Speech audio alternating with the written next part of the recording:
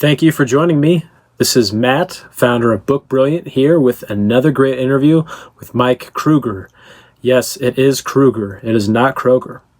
Mike is the bassist in Nickelback, which he is a founding member of, along with his brother Chad, who sings and plays guitar.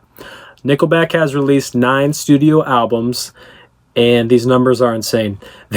They have sold over 50 million albums, and they had over 500 million streams on Spotify in 2020 alone.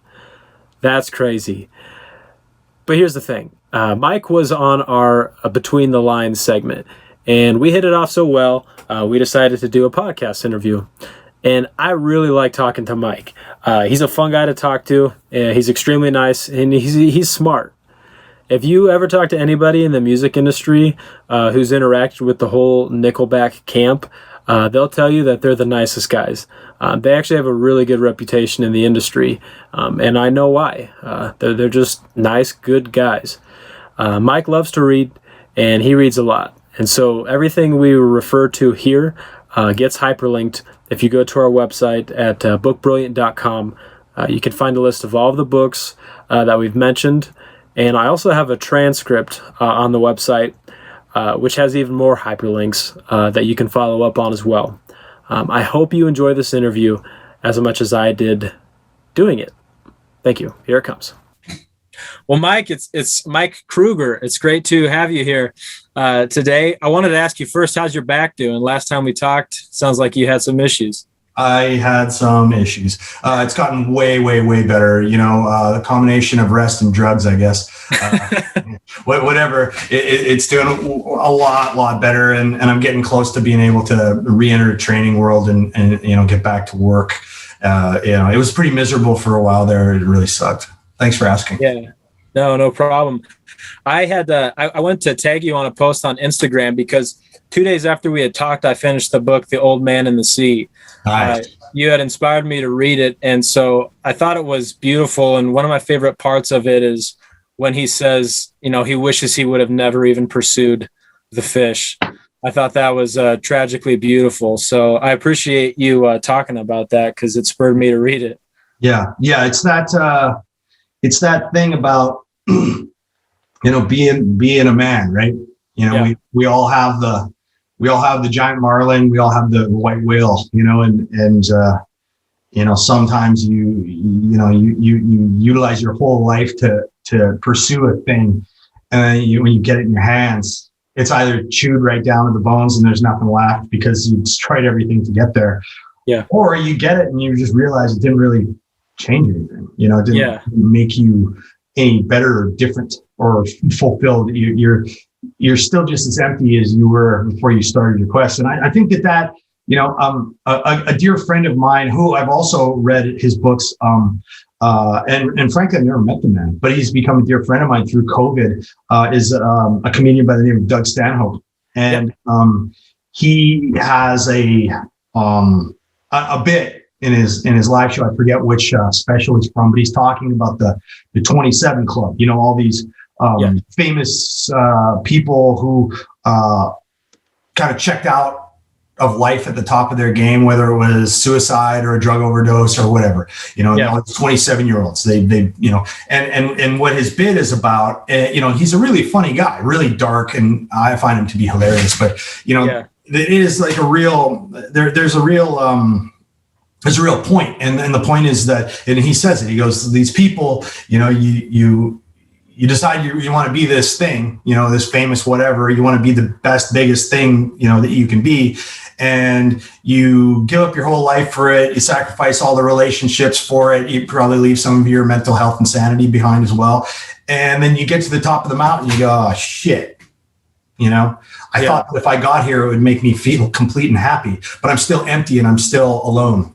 Maybe more alone than before. And he equates that to the 27 Club, these people that reach the pinnacle of success at that age, it seems. And it's kind of also an existential kind of tipping point too, 27, because you're right at the verge of adulthood, you're still kind of a kid until you're about 27, and then you got to kind of, your body starts to hurt a little bit, you start to become a little more grown up around there. First of all, it's mine. your interviews with Doug Stanhope are really funny, and I'll link those in the show notes, because I'll link the 2 or 3 that you did, because they're pretty funny.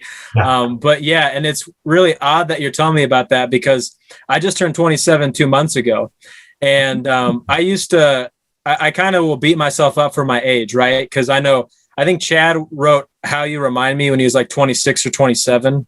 And I always thought I was going to have my How You Remind Me out by the time I was this age. 27. Yeah. I was 27. Yeah. I just had to quickly run the math on that one, but you're right. Absolutely. It was 27. Yeah. And there's actually a book about the 27 Club. I'm looking on my shelf. I can't tell who wrote it, but it's just kind of about the history of it. But this morning, I was literally thinking about the 27 Club. Mm-hmm. And then I was thinking about, geez, like, I think Kurt Cobain was in it, I believe. And to think about all that Nirvana did by the time he was my age. And it's weird, because it's like the time you graduate until you're 27 just seems to go by in the blink of an eye. Yes. Yeah, no. Yes. So, and that's another example of someone who, wasn't a very happy person. He really had a hard time. It's just not relating, and I don't think that he was the type of guy who had these undue expectations about what would happen. If they were successful. I don't think that really crossed his mind so much. I think he just wanted to play. And I think when he got famous, I think that got in the way of just being able to just play. And I think, he went from being kind of troubled to, in the end, just being miserable, because all that pressure coming in on him, I think it crushed him. Yeah, he's an interesting character to study too, because I've often gone back and forth. He's romanticized as somebody who just purely wanted to be an artist, and I think that's true. But I think people are so complicated that I think that he had a lot of ambition as well, and I don't think he knew how to balance that. And I think it's the same thing. The more popular he got, and he would look into the audience and see the kind of kids that bullied him in high school. And I think that pissed him off as much as it would have made him happy, Yeah, sure. Because I think in the beginning of their band, they were playing to mostly the punks and the outcasts and the sort of like the bullied people. And then when you get mass appeal, of course, that opens up, and it's all the shitheads come in too, everybody. Yes. Right? It's not, you're no longer just a sort of a group of kids that got, shoved in the lockers anymore. It's everybody. And he might not have wanted that. He might not have wanted to be a part of all of those other people. Exactly. Yeah. So it kind of reminds me of when I was younger. So, Mike, I don't know if you know this about me, but I'm the youngest elected official in Nebraska's history. I did not know that. I didn't know you were an elected official. I should have Googled you. Oops. No. I actually my term ended in November. So I ran for city council when I was 19. I lost by 48 votes. Ran again, and then I got elected when I was 22. And when you're talking about like the youth and ambition, Julius Caesar is a fascinating person to study. And, he cried, I believe, when he turned 30 because he hadn't conquered the world yet, like Alexander the Great had. And I remember when I was younger, man, I completely resonated with that. I remember when I read that, I thought, well, I would have cried too, And so Julius Caesar, I wanted to ask you what your favorite writing is from Shakespeare, but and my favorite is the Julius Caesar one. And I remember once there was some stuff I was getting fed up with on the city council, and I just wanted to kind of let it all out, and I was going to do it publicly, and there was some intimidation behind it. And I remember reading when Julius Caesar said, "Have I conquered all that I have to be afraid of some old men?" And I was like, hell yeah, I'm going in there and I'm going to do it. Which then in retrospect, I'm like, he did that and then he immediately got killed, right? And it's like, there was risk with that ambition. And, for me, I went head to head with the things that were bothering me. And of course, you have even bigger obstacles to follow. But what was your favorite writing by Shakespeare that you've read? I'm kind of with you, man. I not to, copy your answer, but Julius Caesar is one that I really, really enjoy. And the part that I enjoy the most is right when he's contemplating the risk of conquering Rome, and he crosses the Rubicon and he says the die is cast. Yes. That to me is such a pivotal moment in a man's life where it's like, you're going in now. This is the biggest challenge of your life. And yes, and he, like Caligula, that's not in Shakespeare, but the story of Caligula, he was, not necessarily the most ruthless, but up there, he was a dick for sure. And, just is a horrible, a psychopath, really, like a complete nut job. And, how did he meet his end? The Praetorian Guard, his guard killed him, so the Julius Caesar story is not the only one, where you're shaking hands with a guy 1 minute and the next minute he's plunging a sword into you, that this is pretty universal in ambitious circles, I think. Absolutely. One of the things, so whenever I've been doing these interviews with people, my friends always ask me, what was his favorite book? And I don't really like to ask that question, because if you had asked me when I was 16 what my favorite book was, I would have said Motley Crue, The Dirt. And then at 20 years old, I would have said, either The Traveler's Gift by Andy Andrews or one of Andy Andrews' other books, because I think your favorite book really has a lot to do with the moment.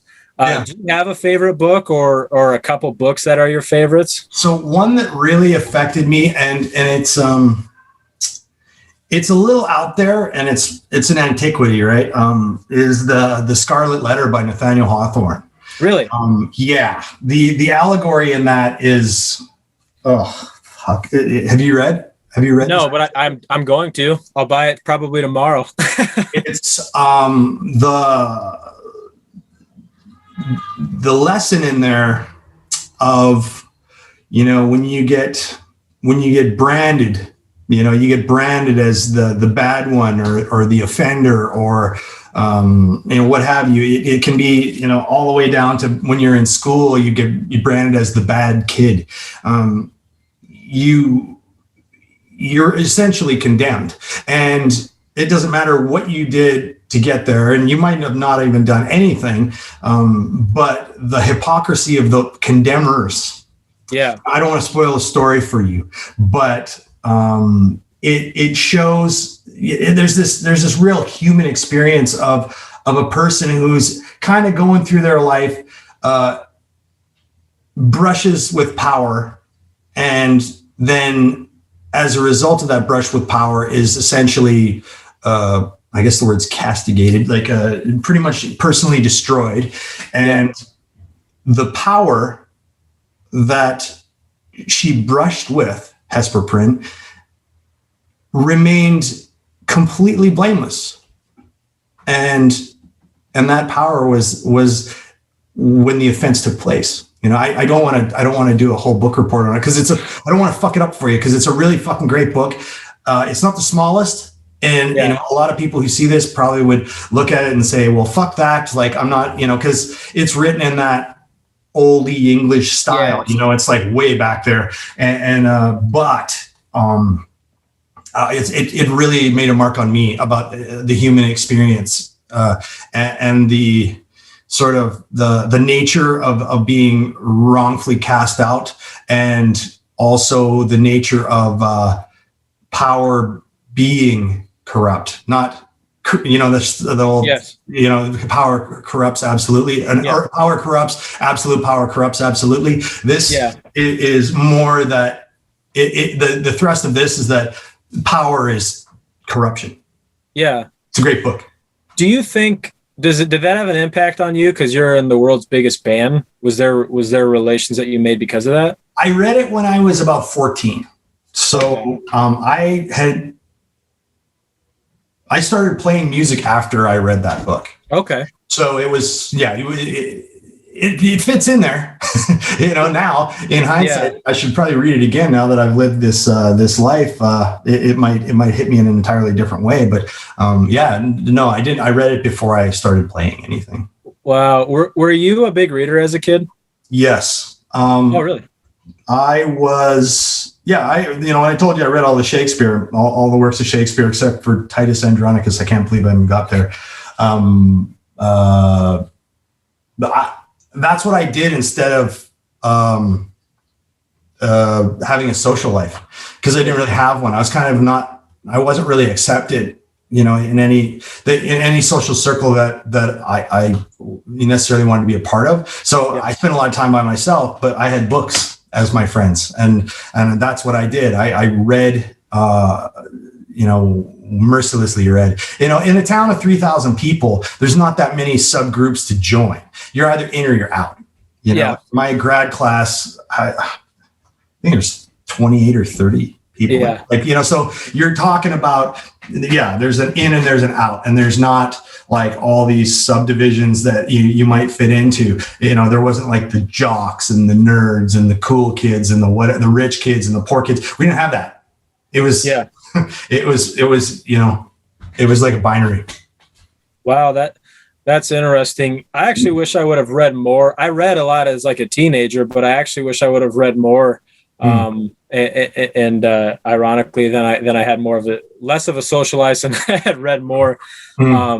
That's wild. I was wondering this too. So as with your career as a musician, and I'm going to say rock star, I don't know if that term makes you uncomfortable or not, but when I worked for Budweiser for almost 5 years, right? And I would daydream there about wanting being a rock star, or I would have these other blue collar jobs that I would really idealize. Like I was thinking about how nice it would be to be a rancher. I feel like every guy goes through that, where they just want to move out to a ranch. Or I thought about being like a field guide, like a game guide, like a game warden. I thought about those kind of jobs as well. Do rock stars fantasize about having simple day jobs? I don't know what rock stars fantasize about, because I'm not a very good one.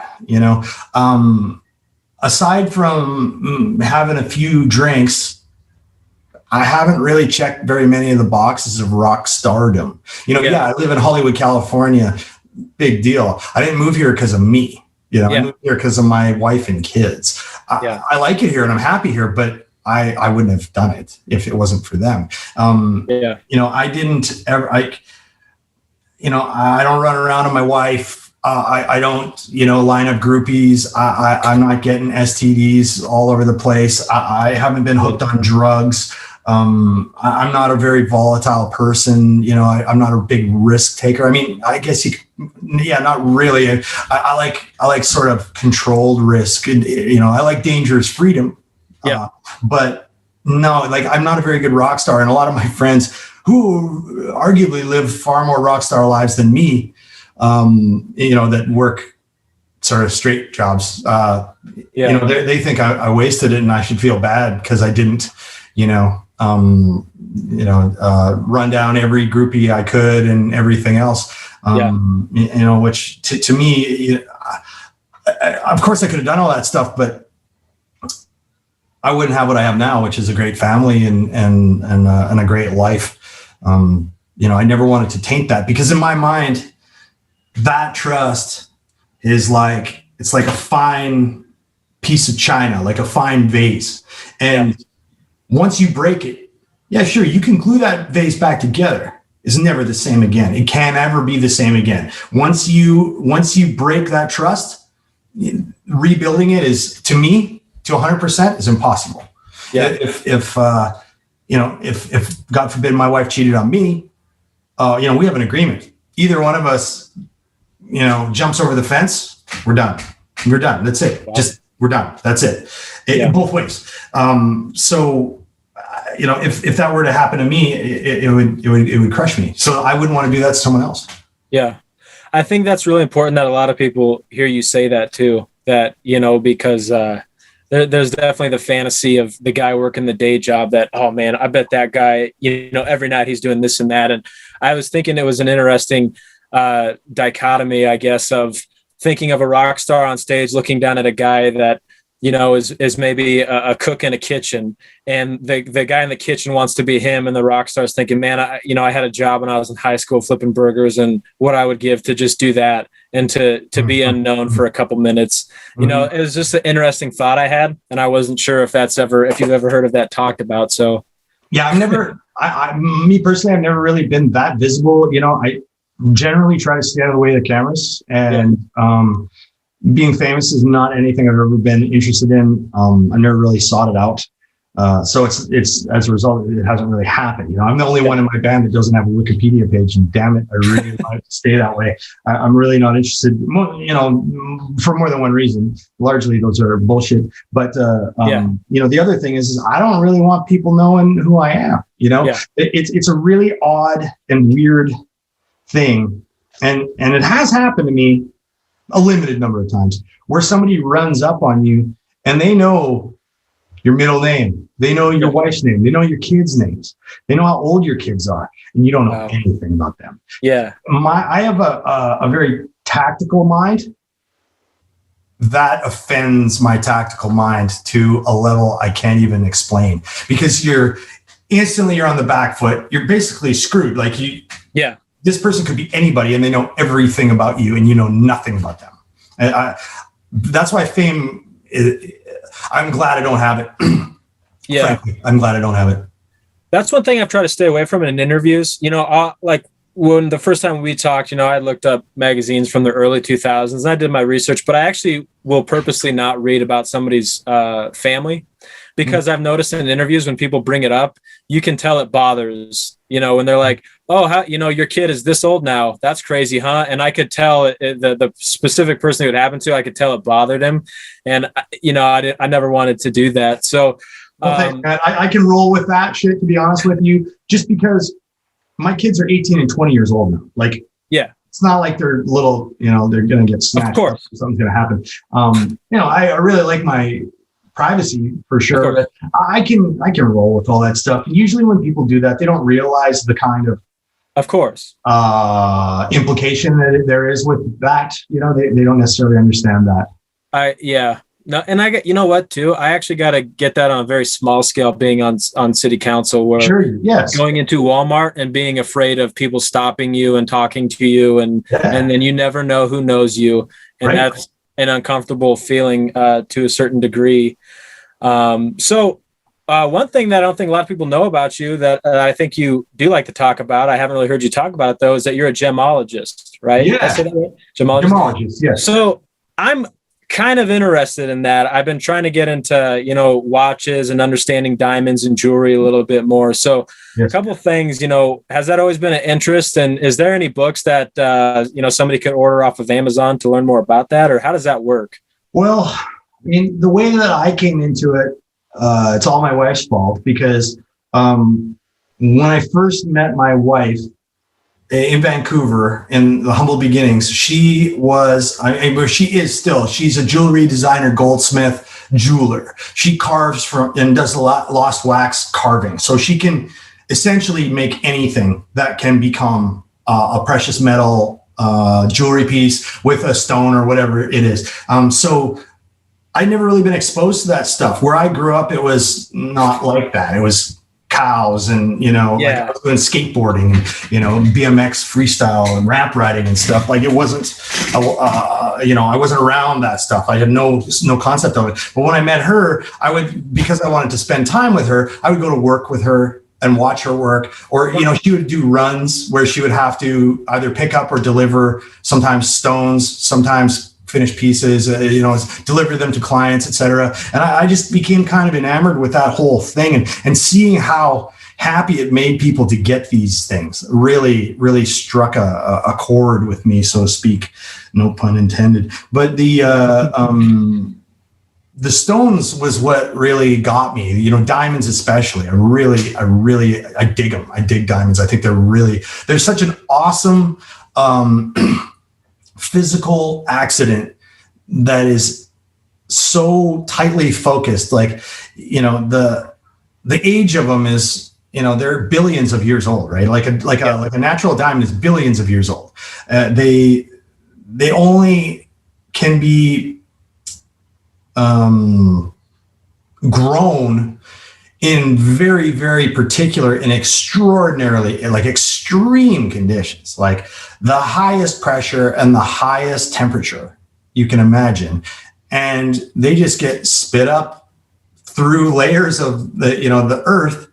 From, you know, a molten core area is where they start, and they get spit up, and they get to the surface or close to the surface, and that's when we get to get our hands on them. It's just such a magical thing to me. These things are such a happy accident. They're just amazing. And, I understand there's a lot of people that say, oh, it's just a, thing, like it's just whatever, it's not worth anything. And I get it. I understand that. It is. It's compressed carbon. Why should you pay $10,000 for a teeny little piece of compressed carbon? I get it. Yeah. And thankfully, there's a lot of people who think they are cool and do want to buy them, and they, help my wife, make her living with her jewelry line. She does.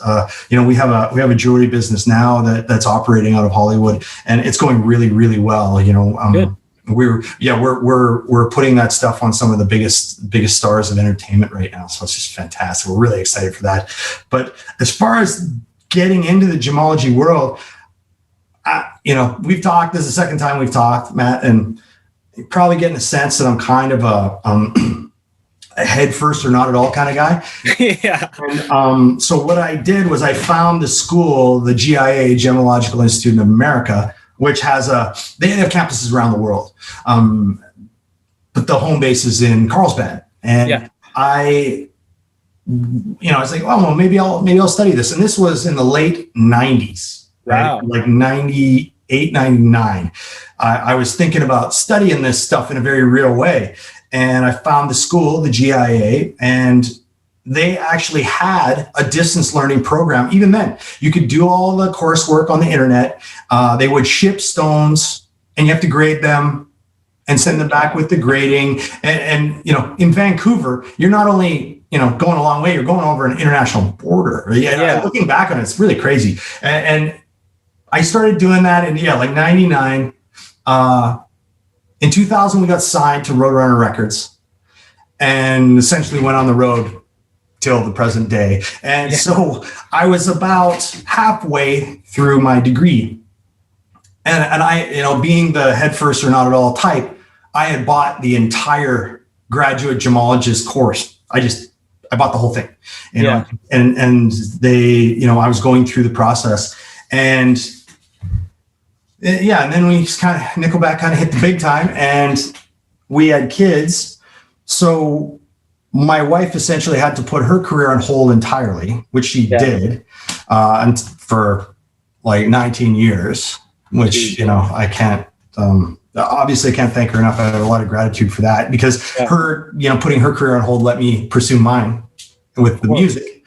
So anyway, fast forward to a year ago, when things started to get quiet, I was like, or about 2 years ago, I was like, I kind of got bored between tours and records. And I was like, I think I might like to go to law school. I think I want to, be a lawyer. And, teeny little goals, right?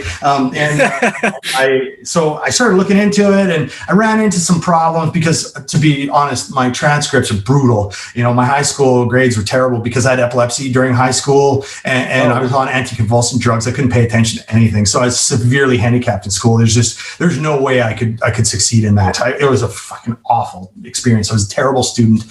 Probably a terrible student to begin with. Plus I was on drugs, which made it so I couldn't concentrate or focus on anything. So fast forward to, here I am trying to look at, I'm going to go to like a junior college to brush things up, and then I'm going to go to university and go to law school. And it kind of ran into these walls, and it gave me a moment of pause. And, I was kind of sitting there, and I'm like, well, I wonder if that's, not going to work for me. Because it also appeared it was going to take 6, 7, 8 years to get it done right.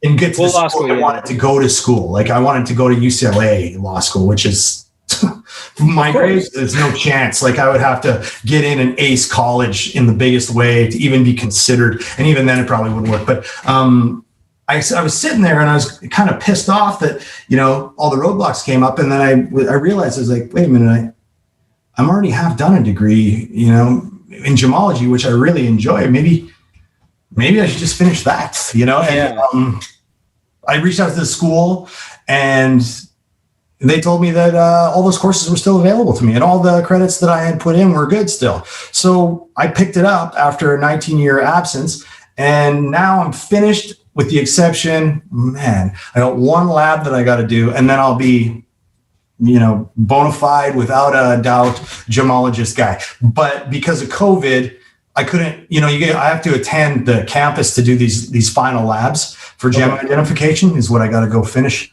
And it's been getting pushed and pushed and pushed. And now it's November is when that final lab is for me. So once I get that, I'll be legit. But for the purposes of what we do, I'm severely overeducated, to really, because most of the things that I need to know, if I don't remember them, if I don't, if I don't remember the practical application, you can Google most shit now. Yeah.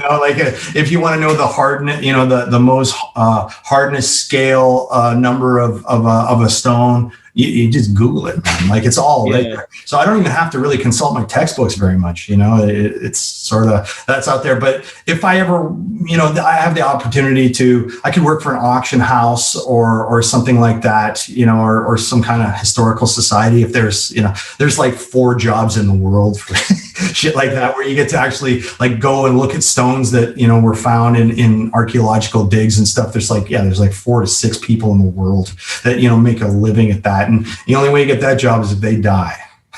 Wow. So I'm waiting in the wings.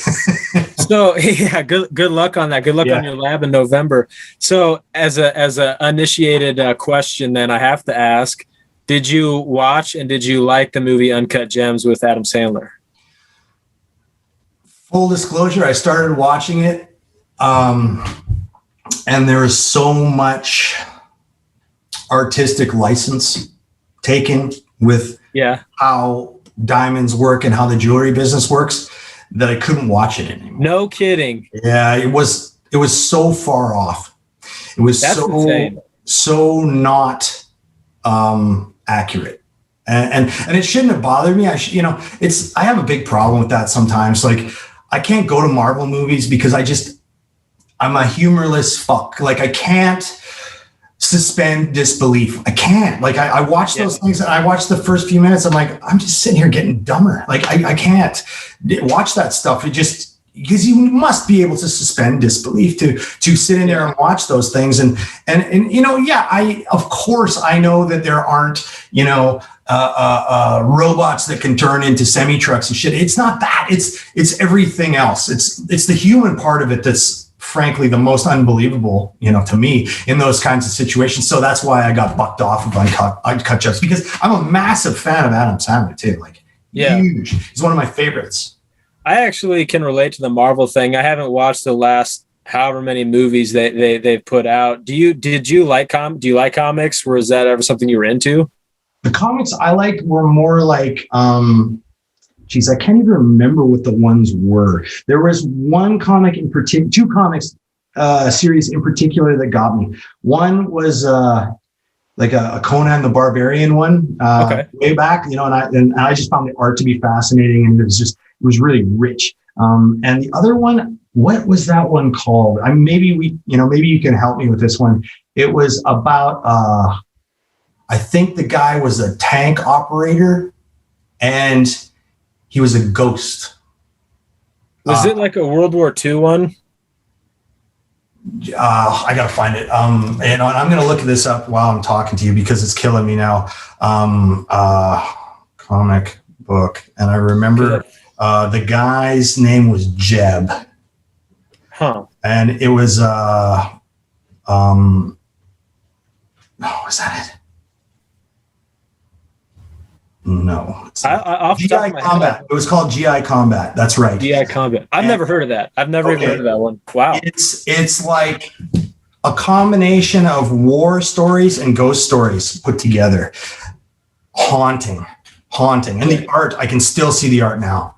Dark, gruesome, really guttural stuff. Yeah, I think it's World War II stuff. Yeah. Off to combat is I'm probably gonna, after we get off of this, when I'm going on my thing I gotta go run for, I'm gonna probably look it up again and see if there's been any developments. Hop on eBay and get a few. Well, I wanted to, before we hop off, just a few minutes left here, I want to do a couple things. Wanted to see if you had any monthly updates of any books you've read this month that you've been into. And then I wanted to play, I guess you could call it a quick game. where we just kind of throw out a couple random books to each other and see if you've read them. So any updates this month of anything new you've read? So, well, not this month, but I wanted to mention Jocko Willink's book, Discipline Equals Freedom. That is a fantastic book. That is a tremendous book. I'm a fan of his, and he's a Navy SEAL and all that, but that is just a great book. Straight up. Like, no matter who wrote it, that's a good book. And then speaking of Navy SEALs, I started the Jack Carr, the Jack Carr series of books. There we go. There we go. What are you on the terminal list? I'm not. I'm on Savage Son #3. Okay, I just finished this one. I'm on the second one right now. Yes, very good. Very well written. Extremely good. Very well. Jack seems like such a nice guy. I don't know if you've ever bumped into him or not, but he seems like an incredibly nice guy.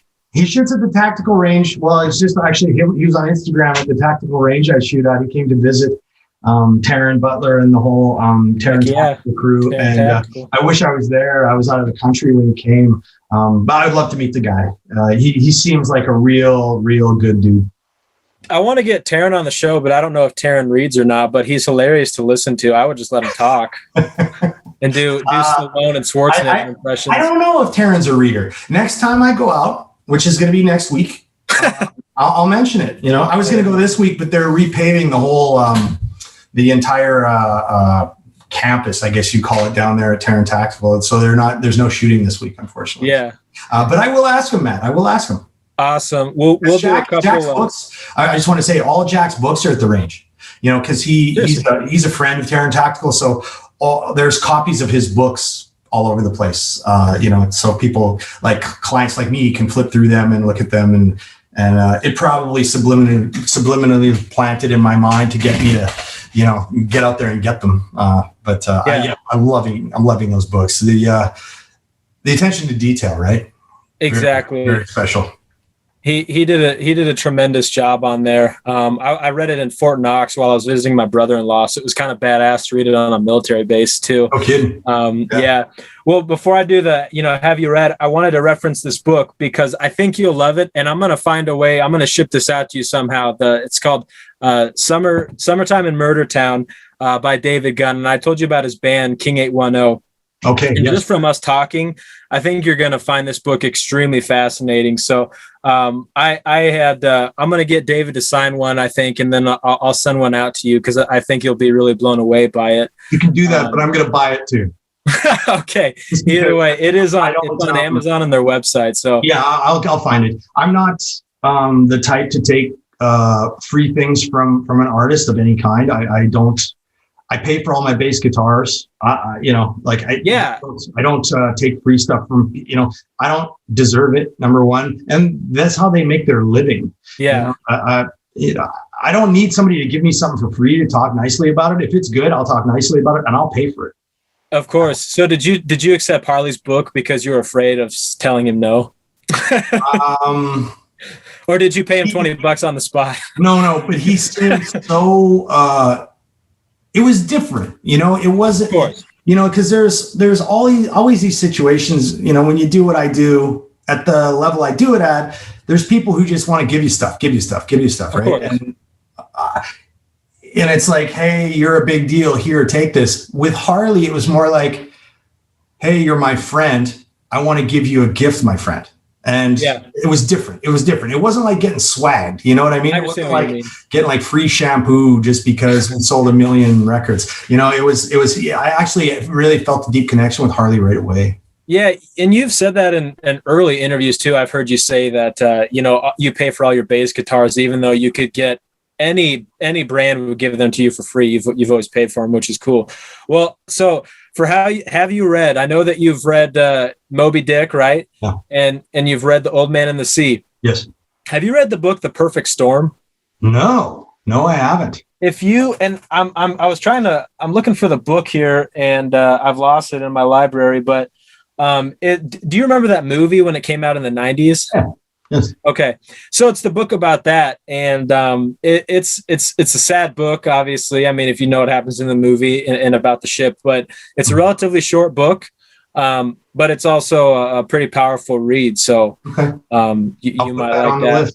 Yeah. As you know, like you, I have a reading list that's as big as your bookcase behind you. Of course. Literally. Yeah. What about me? What do you got for me? Well, okay, let's go along that nautical disaster sort of attack. There's a book called The Wave. Have you ever heard of The Wave before? I've never even heard of it. No. Okay. I cannot remember the name of the author. It's a female author and she's fantastic. A guy that I really look up to named Laird Hamilton, actually, I think he wrote the introduction of the prologue or something. I know who he is. Yeah, of course. Sure you do. You know, he's an alpha male. You should know who he is. Of course. But I've had his supplements before. They're pretty good. Oh, yeah. Yeah. And I'm really happy for him and Gabby that they're just, they're shooting the lights out with this stuff. It's fantastic. No kidding. When I see people that special, I just want them to just be successful and rich and, and win. I love to see my friends win. But The Wave, fantastic book. Fantastic book. So I'm going to throw out one more, just kind of randomly. Have you read any Marcus Aurelius or Seneca, Letters from a Stoic? Any Stoicism? I've never gone back that far. I haven't read back that far yet. Actually, I shouldn't say that. I read the Odyssey and the Iliad, which is kind of in that sort of temporal, ballpark. But no, I have not. And actually, I have some friends that are, I think, obsessed with Marcus Aurelius, and I think there's a reason why people read that. I think something really great there. That'll be a crazy rabbit hole, I think, for you to go down. I think that you probably live pretty stoically already with a lot of their thoughts. I think that the term stoic and stoicism, people have a misunderstanding of it, but yeah. Well, all right. One more from you for me. Throw something out there. Let's see. What have I read that I could tell you about? Why don't you throw one at me if you have one, and I'll keep thinking. Okay. I haven't read this book yet, but I'm really excited to read it. It's called The Desert and the Sea. Oh, wow. That's nice. And it's about wow. I think he was a journalist who got captured by Somali pirates. Mm-hmm. And I cannot wait to crack that one open because I think it'll be fascinating. I like reading about Somalia. There's another book called The World's Most Dangerous Place, Black Hawk Down, all that stuff in Mogadishu. Yes. Crazy fascinating. Yeah. Yes. I had one for you, and while you were talking, I've lost it. It's my fault. Let's see here. Let me see. Oh, we talked about it on the interview earlier. Okay. The interview that we did previously. Yep. Fargo Rock City. You must, if you have not. Yeah, you said. I think you said you haven't read any Chuck Klosterman. I hadn't even heard of it until I heard you say it in that. I think it was that in an interview in that with the university, maybe. But yeah, I'm gonna have to get that one because you told me to read everything by that author. I would read everything by Chuck Klosterman if you can. If you have even the remotest interest in rock music from, say, the 70s, 80s, 90s. Yeah. It's so perfect. So perfect. Yeah. And it's not that far away because I think that was like a tour in South Dakota or something, at least from reading the subtitle of the book. Right. So that's not too far from where I'm at, actually. Yeah. He's a Midwest. It's written from the eyes of a Midwestern kid. Yeah. And it's fascinating. I'm going to order that in the Scarlet Letter by this time next week. I'll probably have both of those books in my possession. Well, cool. Yeah. Well, thank you, Mike. I want to do this again, maybe in a month or so, get another update from you and play a little Have You Read, throw some books out there. So, sure. That sounds great, Matt. You're a great dude. It's fun talking to you, man. Thank you. It's great talking to you too. I really appreciate you reaching out. And like I said, you're a real outlier in the people that I talk to,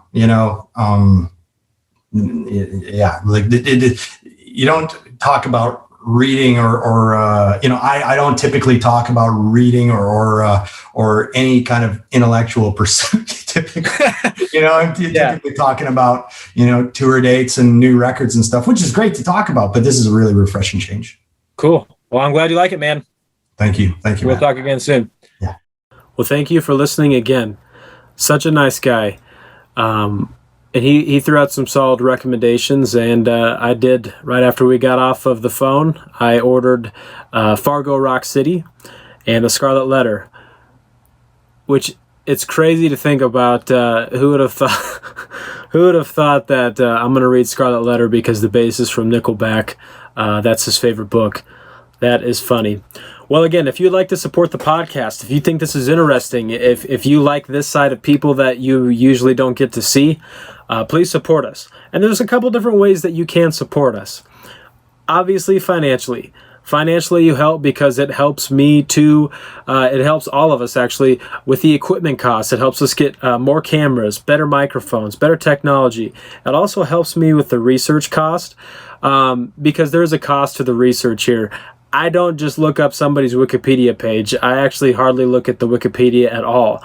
I dive right into their work, listening to their albums, reading their books, watching their movies, whatever it is. I do all of that before I talk to anybody. And there's a cost with that, right? So you can donate on our website. Another thing is following all of our social media accounts. Twitter @BeBookBrilliant, Facebook, Book Brilliant, Instagram, Book Brilliant. Please follow us on these social media accounts. It's a way that some people keep score, right? Listeners and agents as well, for the people that we talk to. So please help us in those two ways if you enjoy our content. And every podcast says like and subscribe and like and review us on Apple. And there's a reason why. It helps us. It truly does. So again, if you like what you're seeing here so far with these first 3 episodes, if this is something that you want to see more of and you want to see, who else can these guys get on, please, you can help us in those ways. But thank you again. And I cannot thank Mike and his team enough. He's a solid guy. He's the kind of guy that, man, if you're just at a bonfire and you met him there and you got to talking to him, you would think he's cool, let alone him being a tremendous rock star, right? So thank you again for listening. This was Matt with Book Brilliant.